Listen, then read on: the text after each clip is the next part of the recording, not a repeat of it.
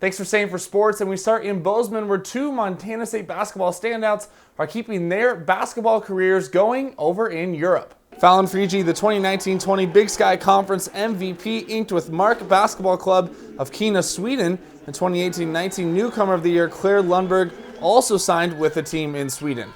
In her only season in the blue and gold, Frigi led the Bobcats to a 25-6 overall record and a Big Sky best 19-1 league ledger. She was named first team All-Big Sky after averaging just under 14 points and 8 boards per game, and Lundberg also played just one season for the Bobcats. The Seton Hall transfer averaged 17 and 3.5 boards per contest before being sidelined by a knee injury. All right, now you may remember that national helmet tournament we told you about going on social media with Glasgow and Chinook advancing to the Sweet 16. Well, the Sugar Beaters, they did advance to the Elite 8. Glasgow, unfortunately, was knocked out, but the Sugar Beaters won't get a chance to prove they're the best helmet in the country. The national tournament was run by volunteers across the country, with various schools put against each other and Twitter followers voting for their favorite helmet designs. There were 152,000 votes casted in the tournament before it was abruptly canceled. Organizers noticed some discrepancies in one poll where the teams were neck and neck, then all of a sudden the team was winning by a large margin.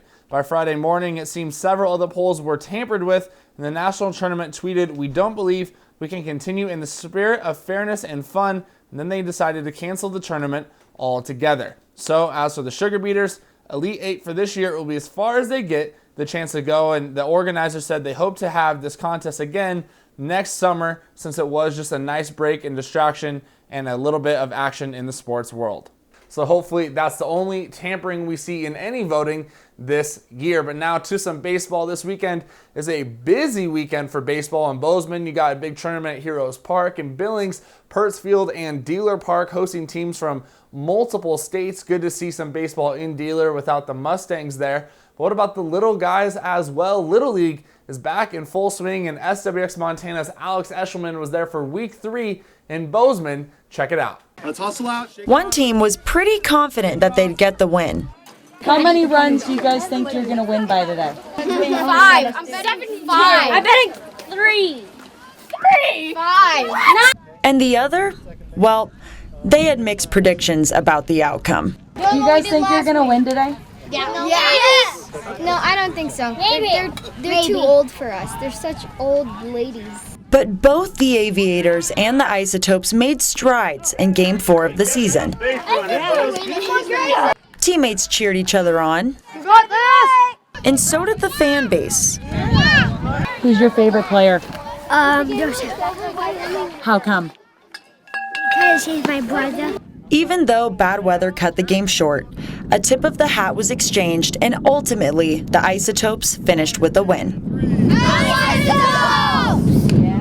Reporting for SWX from Christie Fields, I'm Alex Eshelman. All right, thank you, Alex. Always good to hear from the little guys out on the diamond. But now to the pros and those Nitro National Hill Climbers who are busy this weekend in Columbus.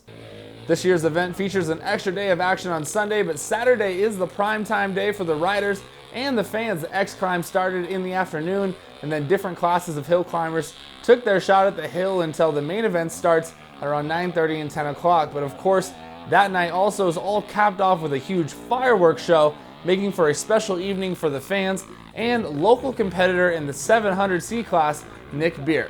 For me, there's no bigger feeling than being out here in front of 8,000 fans with the lights down and the music on and the fireworks going on.